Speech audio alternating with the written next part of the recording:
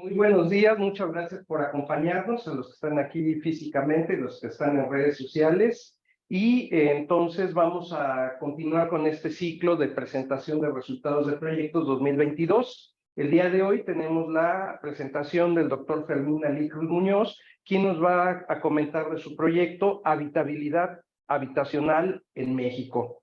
Les pido un aplauso para recibirlo. Adelante, doctor. Bien, pues muchas gracias por la invitación a este congreso, poder explicar los resultados de nuestros proyectos con la finalidad de poderlos divulgar y, bueno, la posibilidad de hacer redes. Les voy a platicar un poquito los antecedentes de este proyecto. Teníamos como la visión de que se pudiera hacer un proyecto con CONACYT. Fue generado a partir de investigadores de diferentes instituciones, de la ESA de Camachalco, de la UNAM, de Tijuana, de Ciudad Juárez, porque nos fuimos dando cuenta que el abandono de vivienda no nada más es propio de la ciudad, de la zona metropolitana de la Ciudad de México. Digo, ya se ha estudiado mucho cómo es que zonas como Tecámac, Tizayuca, ya generan una gran cantidad de vivienda por el sector inmobiliario y lamentablemente no cumplen con las necesidades o los requerimientos de la población y terminan ellos abandonando sus viviendas con una serie de implicaciones tanto sociales, económicas, e incluso de ellos mismos familiares, ¿no? Entonces, nos fuimos dando cuenta que esta dinámica se está dando en muchas partes del país y, bueno, poder tener como esa referencia de cuáles son las alternativas, cuáles son las condiciones por las cuales se va desarrollando esto. Y bueno, de manera particular en mi caso, pues estaba más que nada vinculado con el tema de la recuperación de esas viviendas a través de un análisis de la habitabilidad en el cual pudiera ser de una manera holística, es decir, tratando de romper con los parámetros tradicionales de evaluación de habitabilidad, que si bien es cierto, en muchas ocasiones las mismas viviendas o conjuntos habitacionales de las grandes inmobiliarias no siempre lo cumplen, bueno, ahorita bajo una nueva tendencia en la cual nos damos cuenta que hay otros factores que son muy importantes para poder identificar la habitabilidad de la ciudad, de sus conjuntos habitacionales y de su vivienda en particular, pues nos lleva a la necesidad de replantearlo. Y más como resultado también de la experiencia que nos dio el COVID-19, ¿no? Imagínense viviendas demasiado pequeñas en las cuales les piden a la población realizar sus actividades en esos lugares que originalmente muchos, si están dispuestos a vivir en ese espacio, normalmente lo hacen como zona dormitorio. Bueno, muy temprano, salen, hacen sus actividades en otros espacios de vida y regresan, duermen, pernoctan y van al día siguiente y salen.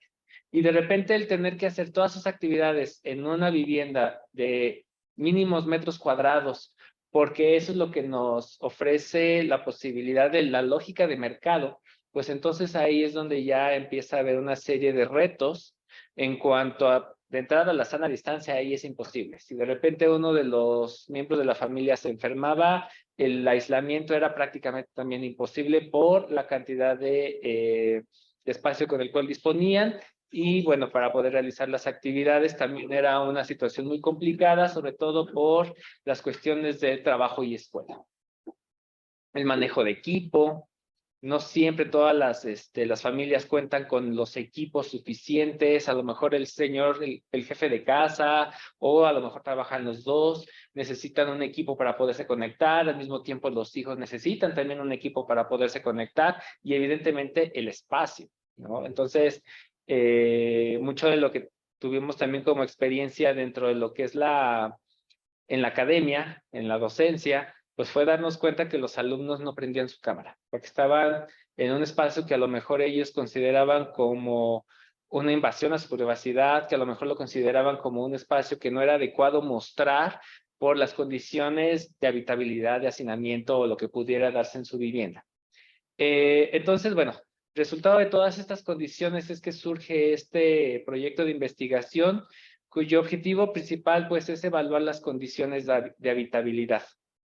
de las viviendas, de estos conjuntos habitacionales de distintas partes de las zonas metropolitanas, principalmente nuestro destino fueron las zonas metropolitanas, para poder determinar la calidad del diseño y de la construcción de las mismas. De repente nos damos cuenta que también los procesos de construcción eran muy básicos, incluso insuficientemente adecuados para la durabilidad que debía de tener una vivienda, porque al final lo que buscan siempre las inmobiliarias es abatir costos, poder incrementar su rango de ganancia, y entonces no solamente los diseños respondían a una lógica de mercado, sino también la calidad de las construcciones.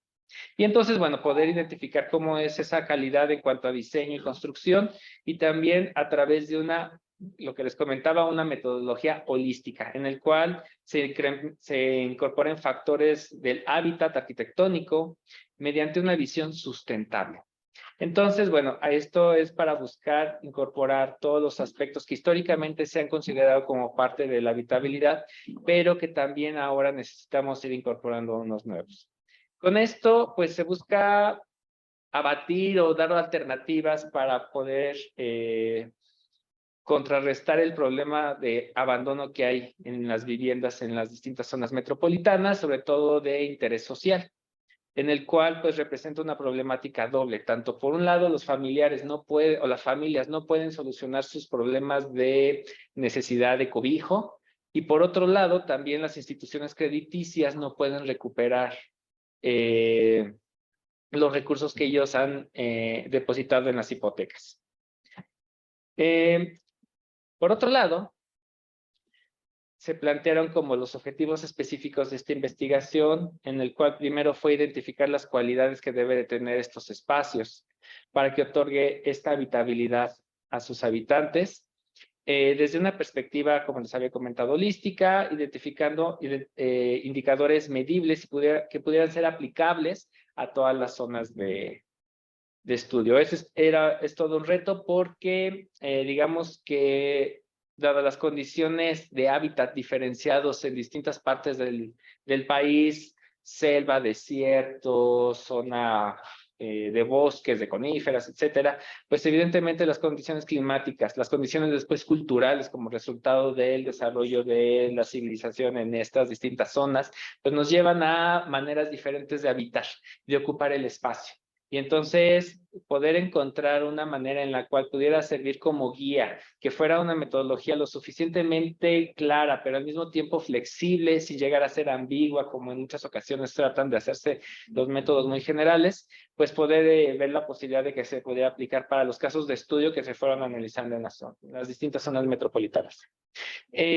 Por otro lado, pues está esa construcción de un modelo de evaluación que otorgue un parámetro para los aspectos necesarios para poder mejorar los procesos de urbanización, es decir, poderlos aplicar estas evaluaciones para hacer diseños más adecuados, el cómo construir ciudad, porque al final ahora, dadas estas características del sector inmobiliario, pues ellos propician o aportan también a lo que es la construcción de las ciudades, sobre todo en la periferia urbana, a partir de una serie de indicadores que nos ayuden a construir un hábitat sano.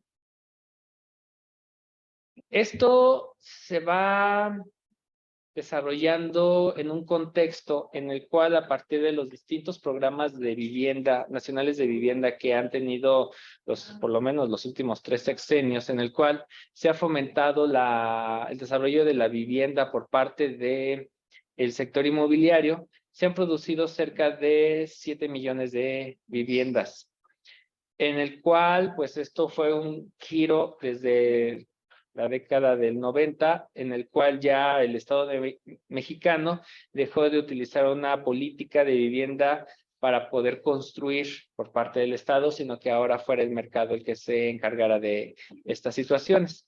Eso ha generado que, pues, la lógica, si bien a lo mejor el desarrollo de la vivienda por parte del Estado tampoco no era la mejor. Digo, tenemos también muchas experiencias en las cuales Infonavit construyó o creó un prototipo de vivienda y dijo, este es el bueno, y lo empezó a reproducir en todas partes, sin importar las características particulares de cada región o de cada localidad. Pues acá digamos que ahora está una lógica de mercado que, dadas las características de los sectores inmobiliarios, pues eso es lo que está por encima de todo lo demás. Es decir, si una empresa quiere hacer un proyecto de inversión, evidentemente su prioridad es poder obtener rendimientos, poder tener utilidades. No es el ofrecer un espacio adecuado para la población de cobijo. Evidentemente, cualquier empresa privada tiene esa visión de que si no ofrezco un correcto o un adecuado bien o servicio, no me van a comprar. Pero cuando de repente nos vamos dando cuenta de la lógica inmobiliaria que se va dando a partir de este sector, en el cual las mismas instituciones crediticias son las que les ofrecen la posibilidad de poder adquirir, entonces, de cierta manera, el sector inmobiliario empieza a tener ya un mercado cautivo. Ya no es así de, bueno, pues simplemente no te compro porque no cumple con mis expectativas. No, es, ok, yo voy a adquirir una vivienda a través de un crédito hipotecario, a las que puedo yo acceder son a estas en particular, otras salen de mi rango o yo requeriría a lo mejor un mayor nivel de ahorro para poder yo adquirir una vivienda de mayor capacidad o de mejor ubicación, de mayor valor. Y entonces, ¿qué es lo que pasa? Al final, el sector inmobiliario sabe que tiene un producto que es altamente comprable porque existen las fuentes de financiamiento institucionales que les favorece para poder poner a la venta sus productos. Y entonces, bajo esa lógica, ya empieza a haber un poco esa simetría en cuanto a las condiciones de mercado, en el cual ya no necesariamente me veo forzado a generar un bien que realmente satisfaga todas las necesidades de mis consumidores, porque las instituciones crediticias me apoyan para poder construir esa demanda. Entonces, bueno, eso ha dado como resultado que empieza a generarse una gran cantidad de abandono de vivienda. Simplemente en este periodo de 2000 al 2010 hubo casi 5 millones de viviendas deshabitadas, abandonadas. Entonces, bueno, se ha visto o se ha hecho así una revisión a nivel nacional de que el 68% de las viviendas abandonadas principalmente responden a condiciones de población de tercera edad que ya abandonan su vivienda para irse a vivir a lo mejor con algún miembro de la familia o a lo mejor los mandan a un centro institucional para la tercera edad. Otro factor es la baja escolaridad también, en el cual a lo mejor en muchas ocasiones la gente no tiene la claridad de cómo es las condiciones de habitabilidad de la vivienda que ellos van a adquirir. Por otro lado, la pobre cobertura que hay en la zona, tanto de salud como carencia de servicios básicos.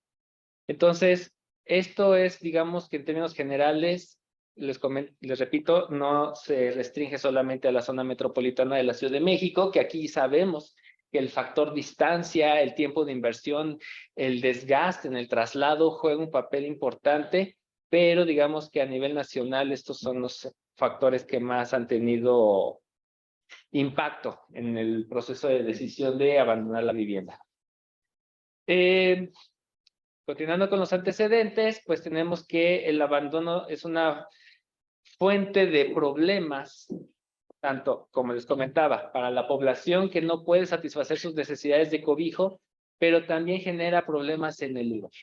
Problemas sociales, problemas urbanos, en el cual el deterioro de estas viviendas como resultado de ser abandonadas lleva a una proliferación de delincuencia, de vandalismo o también de un problema de inversión en cuanto a lo que son las viviendas.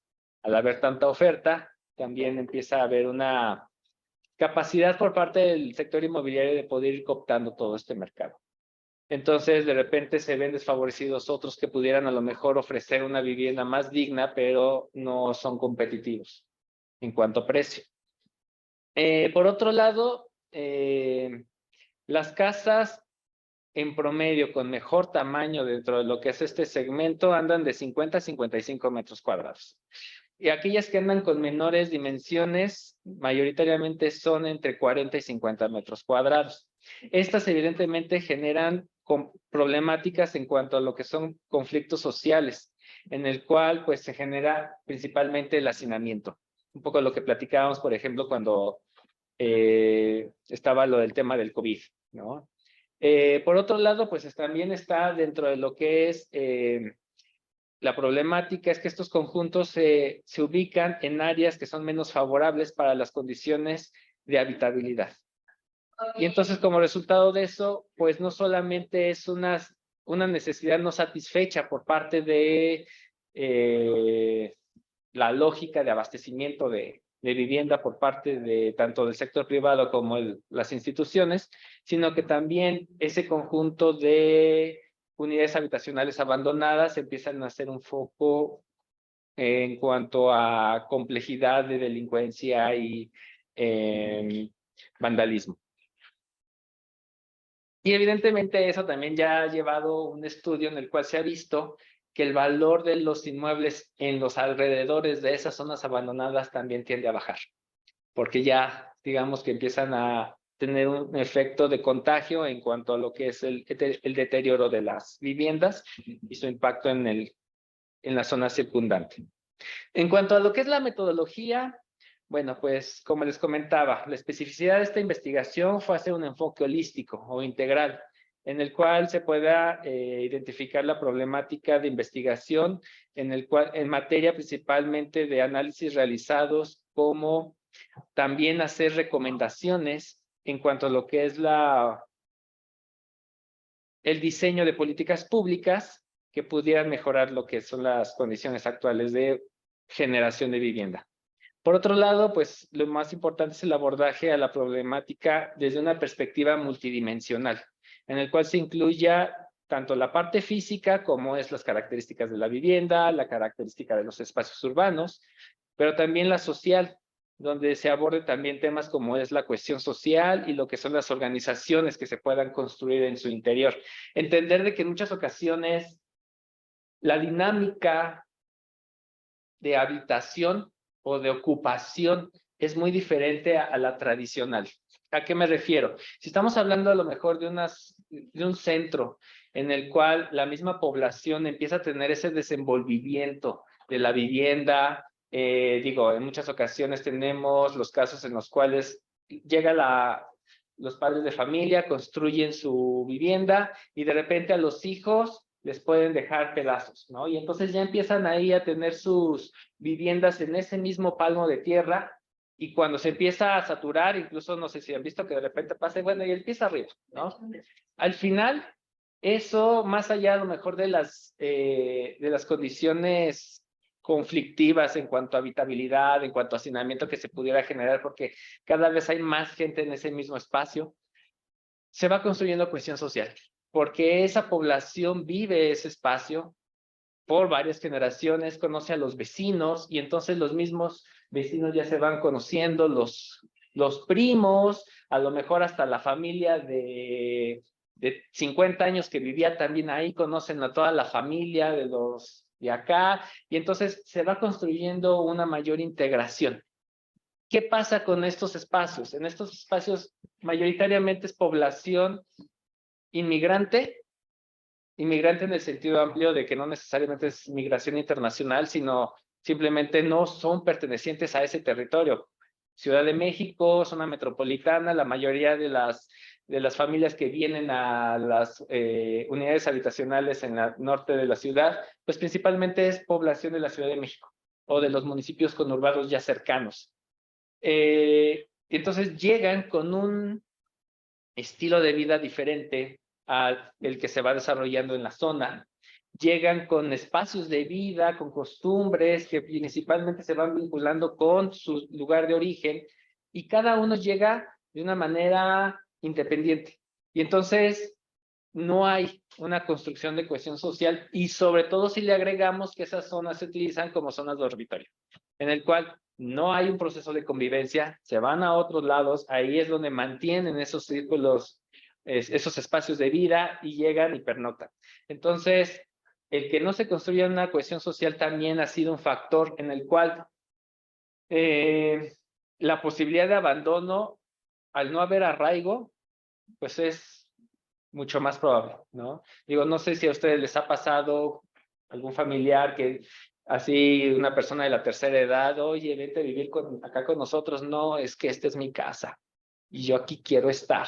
Ya construyeron un arraigo. Esta gente no, esta gente llega, lo ve bajo esta lógica de mercado, lo ve como una mercancía. Ok, aquí yo puedo comprar, no me funciona, ahí la dejo. Ni siquiera voy a gastar más en gastar en las hipotecas, que se la queden, ¿no? Porque no voy a estar invirtiendo más tiempo, más dinero en algo que no me está satisfaciendo.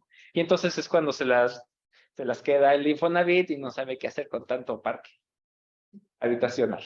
Entonces, bueno, la cuestión social, más allá de la parte física, que evidentemente, bueno, al menos a mí como arquitecto, pues es así como que lo más visual, ¿no? Lo más físico que uno puede, tangible que puede encontrar. Pero también lo social empieza a tener una visión muy importante en cuanto a la construcción de esta cuestión, de que se puedan generar organizaciones en su interior. Y por otro lado, pues la parte económica, poder analizar lo que son el tema de las inversiones que hay en el lugar, así como también los costos que puede llevar las distintas implementaciones de actividades que se puedan hacer para mejorar el lugar. Y entonces, bueno, bueno, también por otro lado la parte política, en el cual se va a ir profundizando en la parte de la gestión urbana, el mantenimiento que se pudiera requerir a futuro de estas unidades, así como la gobernanza. Y entonces, bueno, se realiza un análisis cuantitativo en el cual se determina a partir de un análisis de componentes, los indicadores proxy, para poder definir las dimensiones principales tanto de cuestiones físicas, ambientales, sociales y urbanas. Bien, ¿cómo se han ido dando los resultados de esto? Primero, como les comentaba un inicio, pues esencialmente aquí fue desde dos vertientes. Primero, la recuperación de la vivienda. Poder hacer algo con esa vivienda que ya ha sido abandonada, que ya la gente no le interesa vivir ahí, ni siquiera terminar de pagar su hipoteca por esa vivienda. Y entonces, bueno, ¿cuáles son las principales acciones que se han ido realizando hasta el momento? Pues principalmente se han buscado diferentes mecanismos a través de la SEDATU para poder evitar que la vivienda se siga proliferando bajo esa misma lógica y se empiece a fomentar este gran abandono de vivienda que ya llevamos viviendo desde principios del siglo. Y entonces, bueno, hay una gran cantidad de conjuntos habitacionales, los cuales requieren poder ser analizados para poder ver las estrategias más adecuadas. La que había utilizado durante mucho tiempo Infonavit había sido generar subastas. Se recuperan esas viviendas, las subastan para que las empresas o desarrolladoras inmobiliarias las reparen, las mejoren en cuanto a lo que sea necesario, porque evidentemente estamos hablando de vivienda que ya ha sido abandonada, que ya ha sido deteriorada, que a lo mejor hasta ya ha sido vandalizada, saqueada, etcétera, y poderla poner hacia los derechohabientes a un menor precio. No le ha funcionado, evidentemente, porque nos estamos enfrentando a una situación en la cual es una mercancía que no responde a las necesidades de los consumidores. Y entonces no importa que la vuelvan a poner, remasterizar, si al final las características de localización, de tamaño, de distribución, de espacios, etcétera, no responden a las necesidades de la población. Entonces, esto nos ha llevado a la necesidad de cambiar un poco la visión del paradigma de cómo poderlo analizar. Y entonces, este proceso de abandono se entiende no como una vivienda adecuada, sino como un hábitat adecuado, en el cual se vea todo lo que es la complejidad, no nada más desde el punto de vista de la edificación, de la construcción, sino de otros elementos que forman parte esencial de lo que es la habitabilidad del espacio. Y entonces se plantea la necesidad de emplear un concepto de habitabilidad desde esta noción sustentable, en el cual pues la idea es ampliar el conjunto de variables para poder hacer un diagnóstico más acertado que responda más a las necesidades actuales vinculadas con esta producción de vivienda. Y así conseguir pues aportar más bien a lo que es la noción del desarrollo sustentable a partir de la Agenda 2030 y los objetivos de desarrollo sustentable.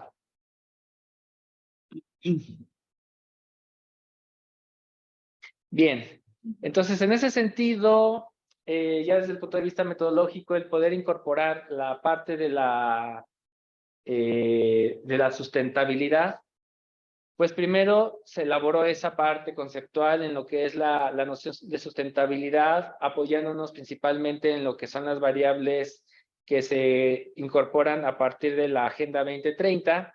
Y entonces, a partir de estas variables, empezaron a identificar algunos elementos como aquí se expresa la peatonalización, la importancia de la peatonalización. Y aquí hago referencia un poco a estos grandes conjuntos habitacionales en los cuales no es que no tengan banqueta, sí tienen banqueta. Una banqueta que a lo mejor pudiera ser de 90 centímetros, 80 centímetros, en el cual ahí está el poste de luz. Y en el mejor de los casos pusieron un árbol para arborizar y resulta que no es suficiente. Y ese conjunto de espacios son zonas en las cuales no entra el transporte público. Hay que salir y caminar cuadras y cuadras y cuadras. Es decir, la gente sí camina, claro, que sean las condiciones más adecuadas, que tienen ahí una alta incidencia solar, en el cual las casas las pintan de colores porque si no la gente se pierde. No es una zona caminable. El hecho de que tenga banqueta no lo hace caminable. El hecho de que la gente camine porque no le queda de otra, no lo hace caminable. Entonces, la importancia de aquí es poder incorporar esa visión en la cual, bueno, van a ser zonas que van a ser peatonizables, que realmente el habitante pueda vivir a pie su espacio urbano. Por otro lado, evidentemente, el volumen del área verde. El área verde de repente responde principalmente a que cuenta con juegos infantiles, ¿no? Y ahí hay un pasto. Pero de repente nos damos cuenta que las condiciones formalmente de diseño en cuanto a esas áreas verdes no responden o no son tampoco las más adecuadas en función también de la cantidad de población, que a lo mejor incluso los mismos desarrolladores inmobiliarios lo tienen presente, así de, es gente que ni siquiera vive aquí, se la pasa aquí en la noche y después se va, así que por lógica de marketing, les decimos, van a tener amplias zonas verdes, pero la realidad es que ni siquiera son aptas para poder ser apropiadas ni para poder realizar las actividades de concurrencia, de socialización, de recreación, etc. Entonces, es importante considerar este tema. Por otro lado, el ruido. El ruido tampoco no forma parte actualmente de uno de los elementos para poder evaluar la habitabilidad del espacio. Por otro lado está la parte de la temperatura. Nos encontramos en ciertas zonas en las cuales el rango de confort para realizar las actividades en un espacio abierto no son adecuadas. Entonces se requiere tener esa visión de poder entender la relación entre temperatura y humedad para poderlas hacer. Por otro lado, lo que les comentaba, los espacios de socialización, ¿cómo podemos empezar a generar cohesión social si en el espacio no existen esos espacios? Por otro lado, los sistemas de movilidad sustentable. Tenemos que nosotros buscar la manera en la cual la gente pueda responder a las necesidades de movilidad desde una perspectiva en la cual se puedan utilizar opciones de vías o de medios no motorizados, en el cual se beneficie al peatón, a las ciclovías, a las ciclopistas, a lo mejor valorar la parte de un modo de transporte colectivo, pero que también pudiera ser utilizado a través de energía renovable, etcétera, ¿no? Entonces, empezar a ver todas esas posibilidades que está vinculado con el siguiente, las energías sustentables, en el cual, si de repente, incluso hasta a mí se me ocurre como una cuestión de lógica también inmobiliaria. ¿Cuánto cuesta poder poner toda la red de infraestructura eléctrica, de agua potable, a las zonas habitacionales que no están en el límite urbano, se encuentran más alejadas porque es el suelo más barato, ¿sí? Y entonces dicen, bueno, ¿dónde voy a construir mi unidad habitacional? Ellos hacen todos sus estudios de mercado y dicen, aquí termina la ciudad. Evidentemente ya hemos platicado de que la ciudad ya no es así tan fácil de decir, aquí termina. No, se va como desagregando, se va disgregando, se va bajando la densidad y ahorita tenemos toda esta noción fortalecida por la lógica inmobiliaria en el cual se va creciendo de una manera muy dispersa, lo que se le conoce como saltos de rana, Y esto es resultado como por el hecho de que la ciudad ya no crece de una manera continua. Ellos ya no buscan esa continuidad o esa contigüidad espacial de la ciudad para poder hacer su asentamiento o su desarrollo habitacional antes, sino que ahora buscan lugares todavía un poquito más lejanos, no sé, a lo mejor unos 500, 600 metros, y con eso ya le bajaron el valor del suelo. Y para poder hacerlo factible, pues necesitan de abastecer de las redes de infraestructura. Evidentemente eso en muchas ocasiones cuando la lógica inmobiliaria tiene dos vertientes. Por un lado, el tener más población para los gobiernos municipales pudiera representar un mayor ingreso por temas de prediales, por temas de impuestos. Y entonces, ahora pareciera que entonces el mismo sector inmobiliario les hace un favor a los municipios de, bueno, yo voy a llegar aquí a urbanizar, pero ¿quieres tú tener esta población que va a representar nueva captación de impuestos? Totalmente de infraestructura, ¿no? Y entonces es un gasto que se realiza por parte del gobierno municipal, entendiendo de que esos recursos son de la misma población que paga sus impuestos para que el proyecto inmobiliario se vuelva factible. Y obviamente eso impacta en la rentabilidad de la misma empresa. Entonces, el tener nosotros energías sustentables significaría que a lo mejor ya no necesitamos estar poniendo el tendido de energía eléctrica, que a lo mejor el mismo conjunto pudiera tener algún mecanismo de energía renovable que pudieran ser a través de celdas solares, ya dependerá mucho de cada lugar, a lo mejor energía eólica, etcétera, para poder satisfacer esta necesidad. Por otro lado, el tema de la recolección de los residuos, se han hecho muchos esfuerzos en algunas partes del país. Tenemos el caso de la Ciudad de México, en el cual se busca separar para poder favorecer lo que es el reciclamiento o la reutilización. Esto, evidentemente, en muchas partes del país está todavía muy lejos de poderse lograr, y menos aún todavía en estas zonas donde se están creando estos nuevos asentamientos. Y evidentemente la gobernanza como un elemento para la toma de decisiones de la población hacia su zona, poder ellos sentir que forman parte de esas decisiones en cuanto a lo que pudiera mejorar su espacio de habitabilidad. Bien. A partir de esas situaciones se fueron identificando una serie de recomendaciones que nos ayudan a poder hacer una valoración en cuanto a lo que se pudiera hacer para mejorar las condiciones de estos espacios. Tanto pudiera ser para los que hay que rescatar, esa vivienda rescatable, esa vivienda recuperada, que requiera no nada más darle una manita de pintura y poner otra vez la puerta y quitar el graffiti, sino más bien otorgarle las características de habitabilidad que realmente responda a la población. Si a lo mejor algunas cuestiones como pudiera ser el diseño, el tamaño, pues requiriera una mayor inversión, pues a lo mejor los otros elementos que están vinculados con su entorno pudieran también favorecer. Entonces, bueno, el análisis de las principales deficiencias en términos de la habitabilidad en los grandes conjuntos, sobre todo de vivienda de interés social, se llevó a cabo a través de diferentes escalas.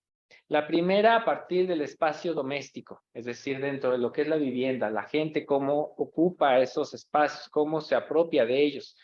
Después, cómo ese conjunto habitacional se integra con la ciudad. Y por otro, un punto intermedio que es muy importante, que es el entorno vecinal. Es decir, cómo es que se van realizando las relaciones entre las familias dentro de ese mismo conjunto. Y bueno, a partir de estas diferentes escalas es como se pueda hacer un análisis un poco más integral en cuanto a lo que son los requerimientos. Por un lado está la parte multisectorial, en el cual pues va más allá simplemente de la parte urbana y lo de la vivienda, lo que platicaba a un inicio, ¿no? No nada más sea la parte física, sino también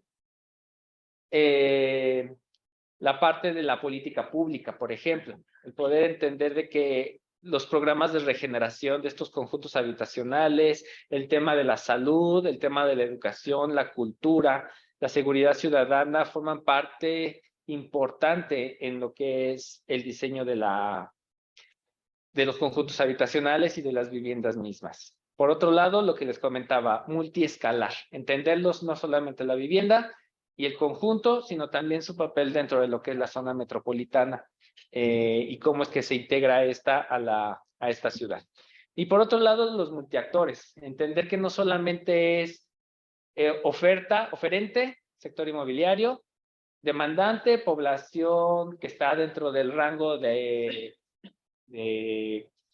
ingresos y la institución crediticia, que sería como el intermediario financiero para poder adquirir, sino que también hay una gran cantidad de factores de papel de diferentes actores en la zona que influyen para que esta zona pueda desarrollarse de una manera adecuada.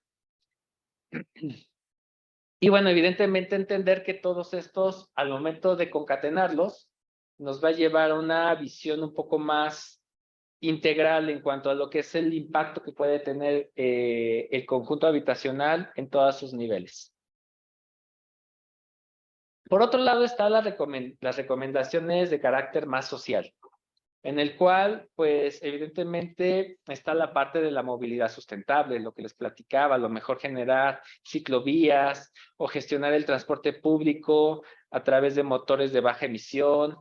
Está la parte de promover las obras que favorezcan la energía sustentable, a lo mejor el alumbrado público, que ahorita ya ha tenido un poquito más de fuerza, valorar la parte de los campos eólicos, elementos que nos ayuden a darle una mayor eficiencia energética, que evidentemente eso también conlleva en cuanto a lo que es el consumo por parte de la población en cuanto a estos servicios.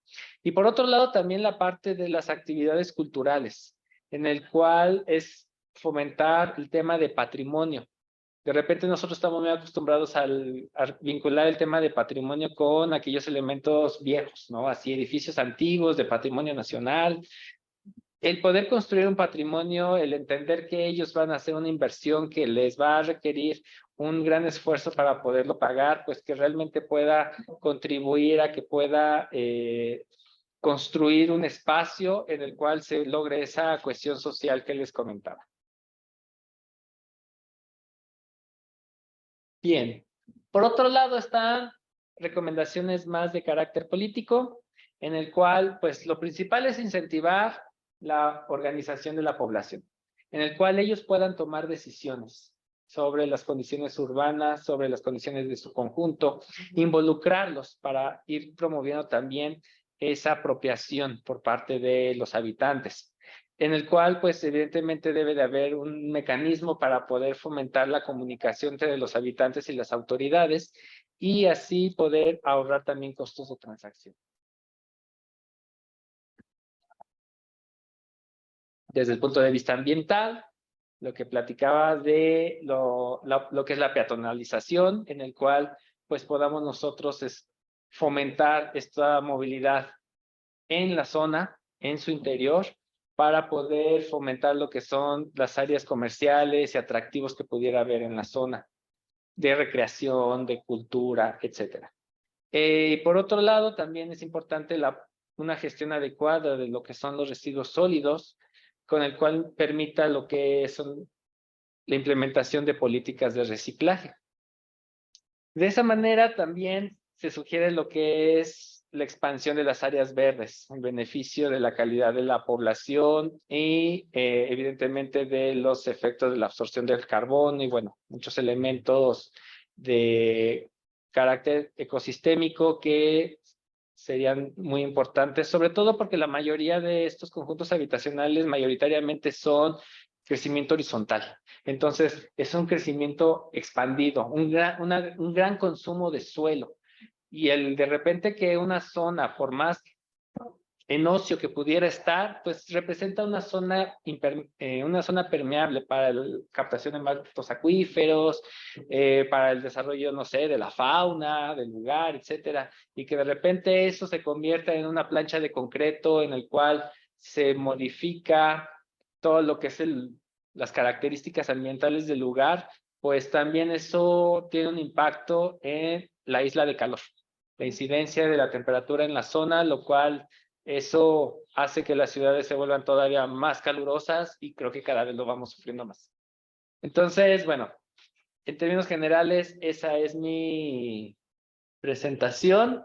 Les agradezco mucho por su atención.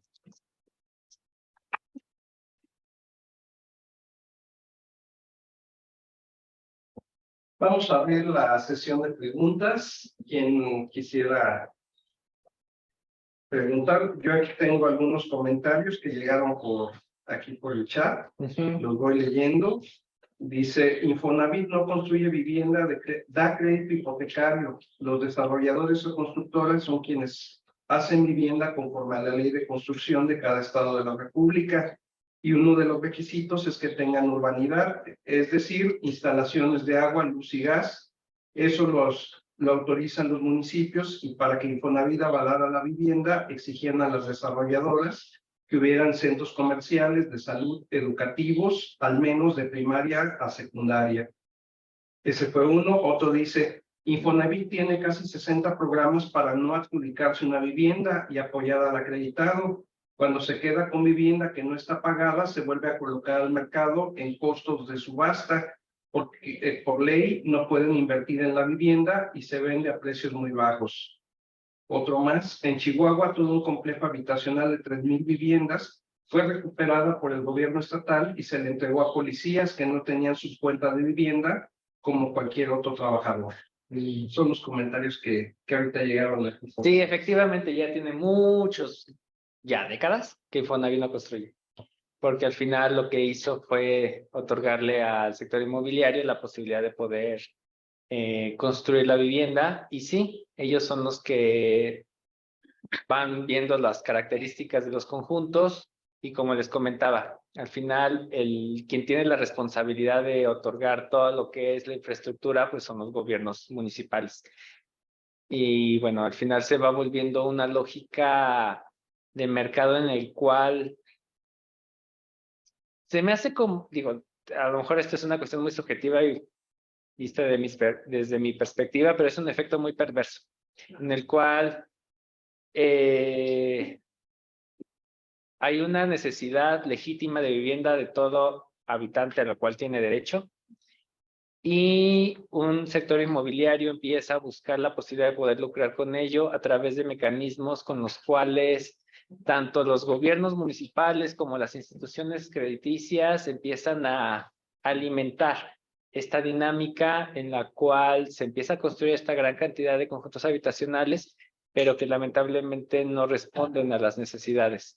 La parte del acceso a elementos de salud, educación, etcétera, pues evidentemente pueden los municipios poderlo demostrar cuando existe dentro del municipio. Que sea cercano, ese también ya es otro tema, ¿no? No siempre son cercanos a las grandes unidades habitacionales, por lo que les comentaba, normalmente estamos hablando de zonas periurbanas en el cual son altamente dispersos, y entonces pues tienen que hacer grandes recorridos dentro del mismo municipio para poder acceder a estos servicios. Bien. Okay. ¿Algún comentario, doctora Georgina? Sí, pues muy interesante, Fermín, la verdad felicitarte porque pues hay temas muy afines, digamos que estamos trabajando, incluso por ahí en alguna publicación hemos hecho equipo. Me parece muy interesante esto del que se destaque el abandono de vivienda con un elemento de habitabilidad, o sea, como los déficits de la habitabilidad. Pero también hay aspectos macro, como por ejemplo, el otorgar créditos hipotecarios a un sector de población con escasa liquidez, con escasa solvencia económica, termina minando la capacidad de pago. Y eso también es que la gente empieza a perder la vivienda. ¿Por qué? Pues porque no la puede pagar, ¿no? Y sobre todo, considerando unas condiciones recesivas, ¿no? Como el periodo post-COVID, ¿no? En donde hubo una importante recesión, caída de la actividad económica, caída del empleo, etcétera, etcétera. Y esto, pues yo creo que suma a este factor. Y por otro lado, me parece muy interesante cómo se está hablando de la habitabilidad, no solo de la vivienda de manera intrínseca, sino una serie de condicionantes que tienen que ver con que se haga habitable, ¿sí? A lo mejor tu vivienda es muy, digamos, hacia adentro, muy funcional, pero hacia afuera está deslocalizada, desarticulada, no tiene acceso a servicios, no tiene acceso a sistemas de seguridad, no tiene acceso a transporte, etcétera, etcétera. Y por último, desde tu perspectiva, este tema de la habitabilidad post-COVID, ¿sí? Tiene signos distintivos de los déficits de habitabilidad que existían antes. Lo digo porque la crisis de COVID pone en jaque la posibilidad de aislamiento hacia adentro. O sea, si un miembro de la familia enfermaba, no había forma de aislarse. Enfermaba toda la familia. Y esto es porque pues las viviendas son poco funcionales en esos términos, ¿no? Y que jamás se había pensado así, ¿no? ¿De qué pasa si enferma? Un miembro de la familia no se puede aislar. Sí, terminaban enfermando todos, sobre todo en estas viviendas cuyas dimensiones nos has platicado, ¿no? Que predominan viviendas muy, muy pequeñas, ¿no? ¿Cuál sería tu perspectiva? Sí, es un tema muy complejo, porque evidentemente el COVID nos ha demostrado, o esta emergencia sanitaria nos ha demostrado que las necesidades del ser humano para poder desarrollar sus actividades en plenitud no están siendo satisfechas a través de esta lógica de urbanización. Y me refiero no nada más al tema de la vivienda, sino también al mismo espacio de la ciudad, en el cual responden a una lógica económica, de eficiencia, en el cual dicen, bueno, vamos a aprovechar lo máximo el espacio.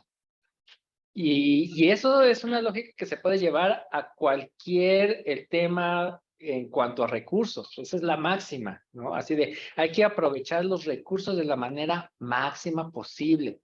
Y el espacio como un recurso físico forma parte de esos recursos.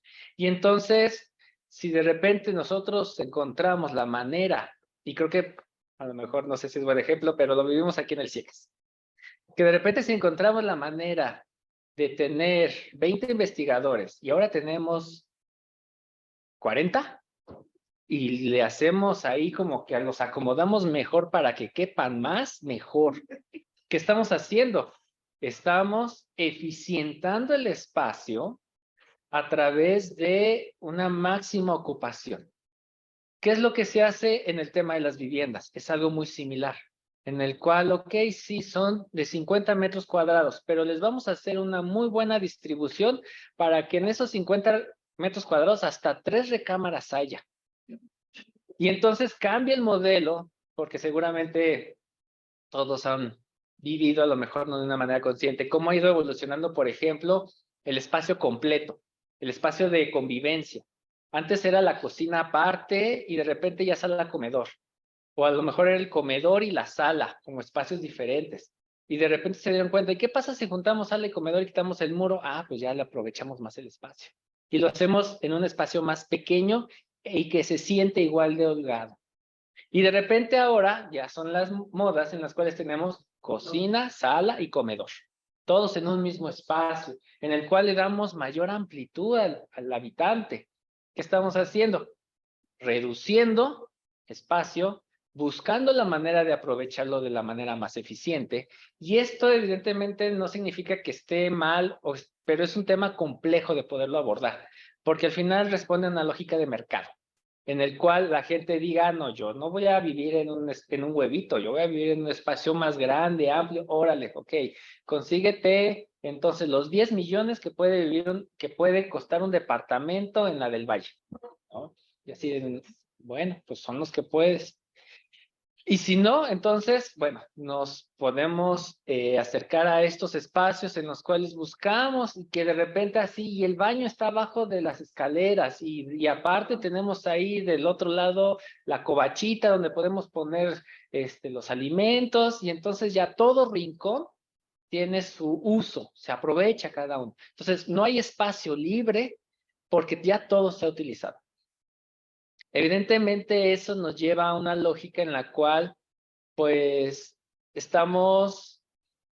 nos estamos acercando, no sé si en algún momento lleguemos, a la lógica, por ejemplo, de la habitabilidad en Japón, en el cual ya lo que se venden son cuartos redondos, en el cual tenemos la cocina y al lado la cama. Y entonces, y son cuartos súper caros que los pagan en 3 generaciones, allá son heredables los créditos hipotecarios, porque son muy caros, ¿no? Y son torres. Y entonces son muy pequeños. Cada vez la gente puede acceder a un suelo, a un espacio cada vez más pequeño por esta lógica de el valor que va adquiriendo el espacio. Entonces, ¿qué nos ha dejado el COVID? La necesidad de tener que replantear esto de una manera en la cual tenemos que hacer espacios vivibles. Y eso es lo que ponía aquí en mi presentación, espacios sanos, no funcionales. Sí, obviamente, son importantes que sean funcionales. Asequibles, evidentemente, si la gente no lo va a poder pagar, pues no va a poder acceder a ellos. Pero también algo que se ha ido perdiendo un poco es que sean espacios sanos. Y entonces, eso ha llevado a la necesidad de poder replantear el diseño arquitectónico de estos espacios en los cuales, ahorita, por ejemplo, a mí me llama mucho la atención los nuevos diseños de departamentos, en los cuales ya los espacios como baños ya no tienen iluminación natural ni ventilación natural. Ya son así los sacrificados que acomodan ahí al centro de la distribución y listo, ¿no? Entonces, ya son espacios que no responden a una condición adecuada de habitabilidad en la cual el ser humano, como ente vivo, requiere de ciertas condiciones ambientales, ¿no? Creo que va a ser un tema bastante complejo porque evidentemente el tema del COVID nos dejó una enseñanza que al final tenemos nosotros que empezar a reflexionar. Pero el factor económico está constante y siempre está ahí.